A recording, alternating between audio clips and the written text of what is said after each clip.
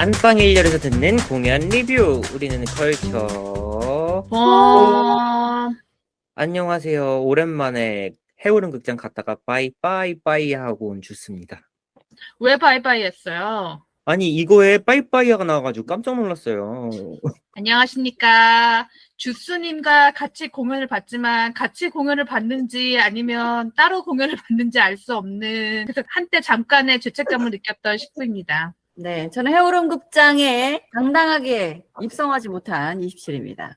그래서 제가 오늘 좀 들어보려고 그래요. 이거 정말 표를 사서 제가 가야 되나 말아야 되는가. 네. 여러분들 좀 한번 풀어봐 주십시오.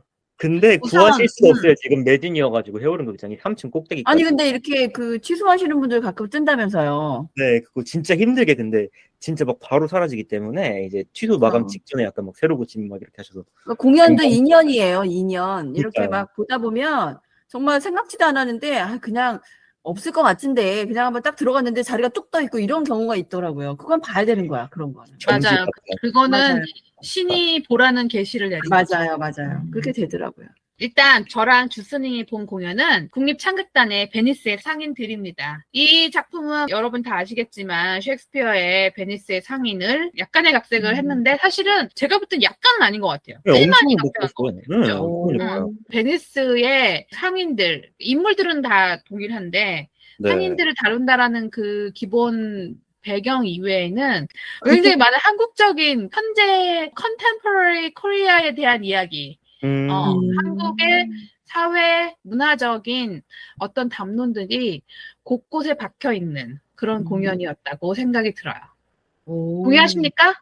네, 동의합니다. 그래서 정말 예상치 못하게 깜짝 놀랐고, 이게 국립창극단의 더군다나 창극이 맞나? 왜냐면 저는 이러한 공연은 창극보다는 이제 서울예술단 같은 경우에 뮤지컬이란 단어를 안 쓰고 과목을 쓰잖아요. 근데 이번에 베니스의 상인 같은 경우에도 창극의 창 안에 랩도 들어가고 영어도 들어가고 유행어도 들어가고 그러다 보니까 오히려 어르신들이 이게 이해할 수 있나? 창극의 주 관람객들이. 더군다나 이제 음악도 제가 너무 특이해가지고 끝나고 달려가서 오케스트라 편성을 보니까 양악기의 비중이 거의 국악기보다 더 많거나 동일해요. 왜냐면 북 치시는 분이 이제 서양에 같이 연주를 하시더라고요. 혼자 1인 3역을 또 하세요. 원래 퍼커션 분들이 하시듯이. 그러기도 하고 이제 막 헤비메탈까지 나오는 거예요. 맞아요. 깜짝 놀랐어요, 진짜. 그래서 이거는 창극보다는 또 새로운 음악극 같은 이제 단어를 국립창극단이 만드셔야 되지 않을까 싶습니다. 우선 간단한 줄거리 소개 한번 할까요? 워낙 많이 바뀌었으니까 주스님이 좀 재밌게. 여기서 중요한 건 재밌게야. 내가 항상 얘기하잖아요, 주스님. 너무 산만하고 길게 얘기하지 말고 재밌게. 원래 원작 베니스의 상인은 이제 안토니오를 이야기하는 베니스의 상인이었는데 이 작품은 바뀌었어요. 베니스의 상인들. 그래서 이제 안토니오가 상인 조합의 짱이에요. 약간 노조 만들어졌어요. 그래서 이들이 따로 배를 소유하고 있고 이 조합의 배인 거예요. 안토니오 개인의 배가 아니라. 그런데 이제 이 안토니오가 고아일 때부터 호영호재하던 바사니오가 있는데요. 이 바사니오가 벨몬트 섬으로 갔다가 포샤랑 사랑에 빠지는 거예요. 근데 이제 포샤의 어머니가 포샤의 결혼 조건으로 3,000 더컷과 테스트를 통과할 것을 요청하는데 이제 이 바사니오는 사업을 다 말아먹는 겁니다. 사업을 다 말아먹어서 돈이 한 푼도 없어가지고 안토니오가 3,000 더컷을 바사니오를 위해 마련해주기 하고 그래서 베니스 최고의 자본가인 샤일록한테 3,000 더컷을 빌리기로 하는데 샤일록 이렇게 나와요. 드디어 나왔네. 거기서 이거 해요? 마치 막 사람들이 타병처럼 뒤에 사람들이 쫙 따라와서 샤일록 베니스는 샤일록 뭐 이러면서 그런 장면들이 있어요. 빌리 엘리엇 아니에요? 빌리 엘리엇? 빌리 아니야. 샤일록. 약간 썸씽 로튼에서 셰익스피어가 나오듯이 그렇게 광적인 찬양을 하고 그다음에 끝나고 팬사인회를 했는데 이제 김준수 배우님 나오시니까 관객들이 이렇게 샤일록 해가지고 김준수 배우님 거기서 이제 손키스 쫙 해주시고 딱 들어가시는데 팬분들 중에 외국 분들도 엄청 많으시더라고요. 김준수 배우님. 그 정도로 이제 샤일록이 원작에서는 되게 악독한 스크루지 영감 같은 늙고 못생긴 고약한 노인네였는데 김준수 의원님이 캐스팅 되셨거든요. 그래서 저는 사실 그래도 리어처럼 좀 늙은 분장을 시키실 줄 알았어요. 근데 전혀 아닙니다. 완전 영하고 옷도 완전 골룡표 같은데 세련된 금색 문양이 들어간 코트 입고 머리도 요즘 유행하는 쉼표 머리하고 되게 영하고 잘생기게 나와서 아니 샤일록 이렇게 잘생기고 멋있어도 돼? 라는 의문을 계속 가졌던 것 같아요. 아니 샤일록이 그냥 일반적인 샤일록이 아니라 재벌 2세예요. 재벌 2세. 거의 재벌 3세급이야. 왜냐하면 그 뭐 있어도 아닌 것 같아요. 3세 이상이에요. 베니스에서 그 증조 할아버지 때부터 약간 이 이제 베니스의 어떤 상권과 이런 걸 장악했던 사람으로 나와서 굉장히 베니스의 하이 클래스. 원래 베니스의 상인에서는 굉장히 그 돈만 많지 그렇죠. 클래스 자체는 근데 낮은 사람 나오잖아요. 근데 이 공연에서 거의 샤일록은 이제 재벌 3세, 3, 4세 될 정도로 이제 막 어깨 뽕이 이렇게 들어가고 할아버지와 증조 할아버지가 만든 재산을 이제 샤일록이 조금 더 많이 불린 거야. 왜냐하면 이제 더 악독하게 해갖고 네. 그런 사람 나옵니다. 그렇게 바뀌었구나. 안토니오가 바사니오 대신해서 3,000 더컷을 샤일록한테 빌리러 가는데 샤일록은 3,000 더컷을 빌려주는 대가로 안토니오의 가슴살 1파운드를 3,000 더컷을 갚지 못할 경우 달라고 주장을 하는 것까지는 이제 원작이랑 똑같습니다. 똑같구나. 네. 근데 이제 바사니오가 3,000 더컷을 무사히 빌려서 포샤의 섬으로 가는데 그 포샤의 섬에서 포샤의 테스트가 원작에서는 3가지 상자거든요. 금, 은, 납. 근데 이 창극에서는 상자가 7개로 나오고 그다음에 그 7개가 뭐 에메랄드 뭐 다이아몬드 다 있어요. 네. 그리고 납은 없어. 네. 납은 없고 오히려 거기서 이제 이거 스폰가? 스폰은 얘기 안 하겠는데 네. 뭐가 하나 있어요. 보석이 하나. 근데 그 보석이 왜 그 보석을 했냐. 사실 원작에서는 그 미와 추, 그다음에 죽음과 삶이 어떤 연관성, 이 윤회적인 사상이 갖고 있는데 맞아요. 근데 이 공연에서는 그게 아니라 이 포샤를 가장 잘 드러내는 보석으로 나와요. 근데 되게 웃긴 게 막 진주 같은 걸 고르면 이제 말장난을 하시는 거죠. 펄 울면서 막 이런 거가 나오니까 깜짝 놀랐던 것 같아요. 뭐 다이아몬드 고르면 다이 넌 다이 뭐 이러면서 나와요. 아니 창극 공연에서 그런 말을 쓴단 말이에요? 네, 그러니까 이제 이게 영어와 한글의 약간 퍼닝이라고 하죠. 말장난이죠. 그런 퍼닝한 가사들이 많이 나오고 그렇습니다. 그 현대성을 부여하기 위해서 그러는 건가요, 그게? 글쎄요. 동시대성? 이런 건가요? 동시대성인 것 같고요. 그 다음에 이제 조금 설명을 드리면 이제 각색하신 분이 김은성 작가님이세요. 네. 여러분 지난번에 우리가 김은성 작가님 빵야 했잖아요. 빵야. 네, 거기서 보시면 아시겠지만 약간 역사성 그런 것들을 굉장히 많이 침전하신 분이어서 역사성, 사회성 이런 것들이 공연 내에도 잘 보여주고 그걸 살리려고 노력하신 것 같아요. 그래서 제가 사실은 김은성 작가님하고 이제 공연 끝나고 만났는데, 아우, 힘드셨겠어요. 막 제가 그랬어요. 그랬더니, 네, 뭐, 이게 쉽진 않네요. 뭐 이러시더라고요. 저 비슷했나요?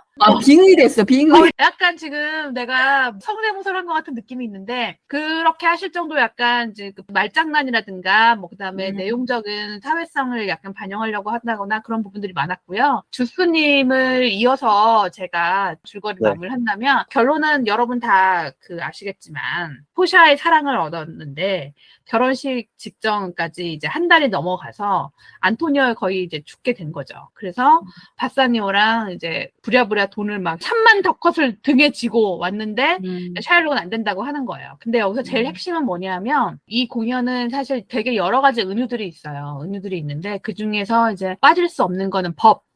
그 법대로 하는 것에 대한 여러 가지 생각할 거리를 줘요. 그러니까는 정말 애누리 없는 법이란 무엇인가. 이 애누리 없는 법에 대한 얘기를 해서 그것이 얼마나 가혹할 수 있는지에 대한 얘기를 하고요. 동시에 이거를 능가할 수 있는 거는 결국에는 이제 자비에 대한 얘기를 많이 하고 있어요. 법적 정의와 법적 자비가 무엇인가. 그리고 두 번째는 국가 중대 재난 사태들이 일어났을 때 국가가 어떤 식으로 이것을 메이크업을 하려고 하는가. 그런 부분들에 대한 얘기도 좀 있고 그다음에 협동조합. 그러니까 우리가 노조도 사실은 협동조합에 들어가죠. 그러니까 네. 이런 여러 사람들이 모여서 자기들끼리 힘을 합쳐서 뭔가를 해보려고 하는 노조나 협동조합이나 이러한 형태의 시민그룹, 이런 시민단체들이 어떤 식으로 권력이 이걸 헤아려 하는가, 그리고 이거를 지키려고 하는 숭고함이 얼마나 소중한가, 뭐 이런 3가지 정도의 얘기를 한국과 관련된 연관된 얘기로 각색을 한다면 이 3가지 얘기가 좀 크게 들어있는 것 같아요.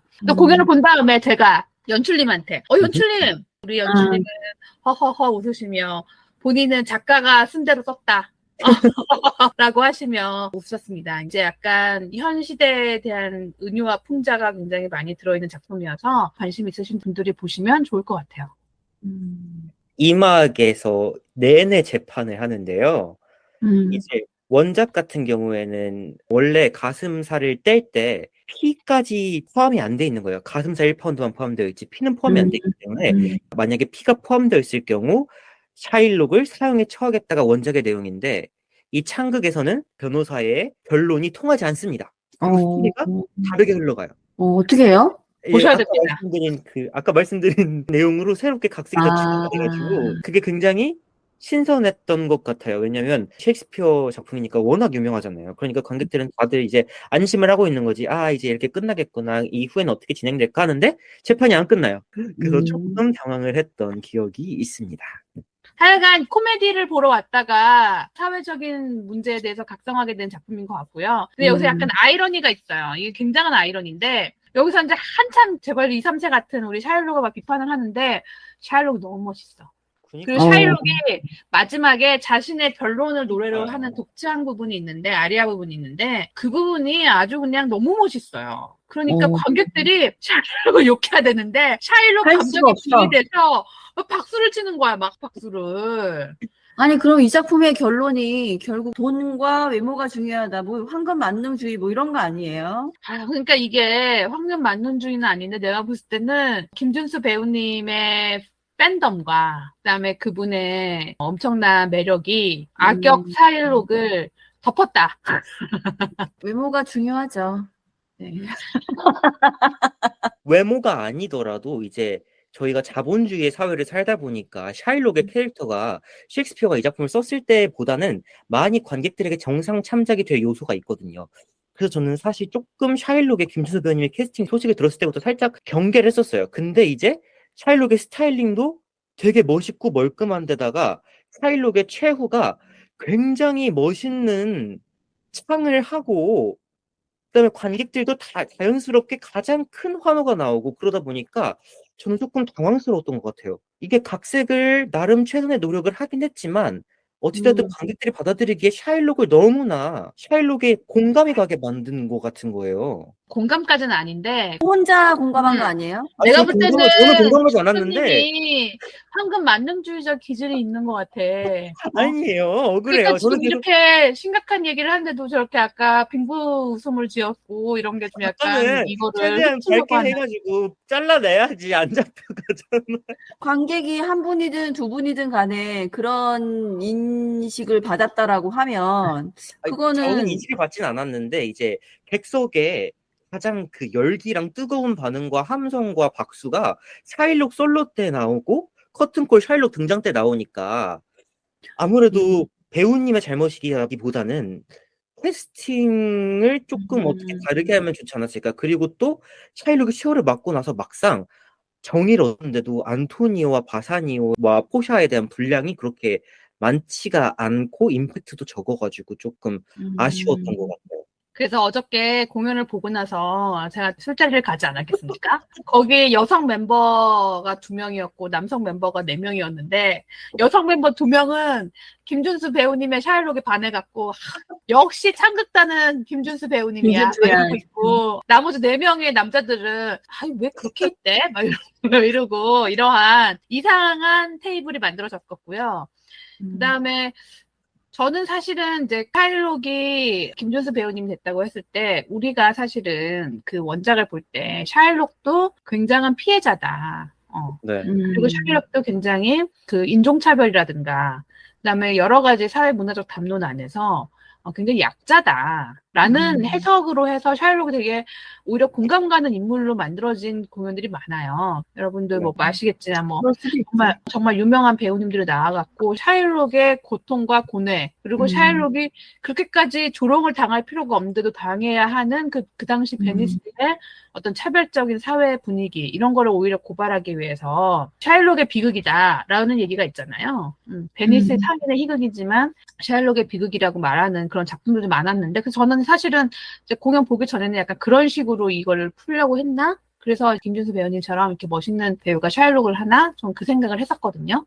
근데 사실은 이번에 각색본에서 샤일록은 처음부터 끝까지 다 빌런이에요. 네. 무조건 빌런이에요. 절대 약자가 아니고 절대 강자고 절대 그 사회에 정말 악의 뿌리예요, 악의 뿌리. 증조 할아버지부터 내려온. 그러니까 우리나라 따지면 일제시대 때부터 친일파 하면서 이렇게 그러고 나서 이제 나중에 미 군정에 또 앞잡이 하면서 그래서 불을 닦아온 집안의 얘기같이 느껴지거든요. 이걸 우리나라로 환기를 해버린다면 그러한 느낌인데 그럼에도 불구하고 그렇게 멋있게 나온다. 라는 거는 사실은 조금 고민을 해봐야 될 부분이긴 해요. 그러니까 우리가 예를 들어서 빌런도 우리가 공감할 수 있는 빌런들이 있잖아요. 그래서 영화에서 보면은 빌런이지만 그래도 좀 저 사람 저럴 수밖에 없었던 어떤 뭐 공감할 수 있는 그런 부분들이 있는데 근데 이 베니스의 상인들에서의 샤일록은 공감할 수 있는 부분이 0.01도 없어요. 그런데도 그렇게 나중에 멋있는 아리아로 마무리를 한다? 굉장히 히어로릭하게 마무리를 한다? 그 부분은 사실은 우리가 고민을 해야 될 부분인 것 같아요. 그 작품에서. 제가 볼 때는 이 작품을 그냥 그렇게 심각하게 풀고 싶지 않았던 것 같아요. 그러니까 작가는 좀 약간 사회적으로 썼지만 연출은 그냥 가볍게 만들고 싶었던 것 같아요. 그럴 수 있죠. 아니 근데 이해는 저는 가는 게 이게 원래 뮤지컬이라는 공연 장르는 프레젠테이셔널한 장르잖아요. 그게 뭐 드라마 안에서 항상 감정이나 서사가 갇혀 있어야 된다라기보다 사실 대사를 막 하다가 노래를 한다라는 것 자체가 좀 이상한 거잖아요. 말을 하다가 왜 노래를 갑자기 해. 그러니까 그런 의미에서 이게 이제 음악극이라는 어쨌든 노래를 하면서 대사를 하고 드라마를 연결한다라는 측면에서는 김준수라는 스타 배우가 출연했을 때 그 작품의 정서와 당연히 잠시라도 이탈을 해서 김준수 배우의 기량만에 집중하는 순간이 있을 수밖에 없는 거죠. 왜 그 오페라 막 보다가 중간에 박수 치는 거나 똑같은 거라고 보거든요. 그러니까 그런 거를 작가의 대본을 봤을 때 그거를 그러면 안 되는 걸 알면서도 이거를 또 완전히 버리기도 어려웠을 것이고 고민을 많이 좀 하다가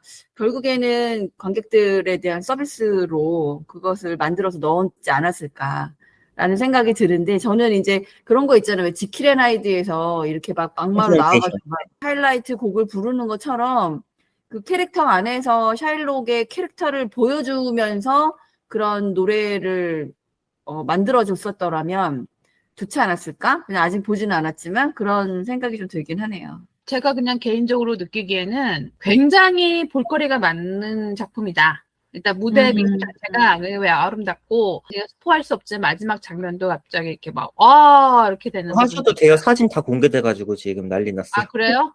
와 이렇게 되는 부분들이 있고 근데 이제 또 디자이너 선생님하고 얘기해본 결과는 좀 아쉽다. 왜냐하면 그 마지막 장면이 깊이가 있어야 되는데 돈이 없어서 깊이가 없었다. 그 얘기를 하시더라고요. 그 마지막 장면 제가 여기서는 다 공개됐다고 하지만 그래도 얘기하지 않겠지만 그것이 실제 모양처럼 약간 깊이 있게 만들고 싶었는데 실제 모양으로 만들기에는 너무 많은 제작비가 들어서 게다가 또 해오름이잖아요. 얼마나 또 커요. 그러니까 그래서 좀 얇게 만들어서 조금 디자이너로서 아쉽다 라는 얘기를 듣긴 했지만 그럼에도 불구하고 굉장히 와우할 정도로 멋있었고 거기 이제 꽃장면들이 있어요. 처음에. 벨몬트 섬에서 이제 이것도 비하인드예요. 그 꽃을 원래는 이제 직접 사람이 하나하나 한 땀 한 땀 만들어서 하려고 했대요. 근데 그 꽃장식만 5천만 원인 거야. 그 사람 손으로 하면 그런 건 포기해야지. 그런 건 포기해야지. 그런 걸 뒤집었다는 이제 비하인드도 들었고요.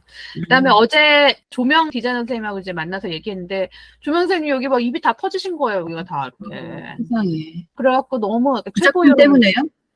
뭐 작품 때문만은 아니겠지만 대극장에서 조명을 하는 게 쉽지는 않으셨겠죠, 물론. 근데 최고현 디자이너 선생님 여기까지 다 이렇게 막 입술이 다 터갖고 내가 또 마음이 아파갖고 또 한번 꼭 안아줬던 또 그런 추억이 있고,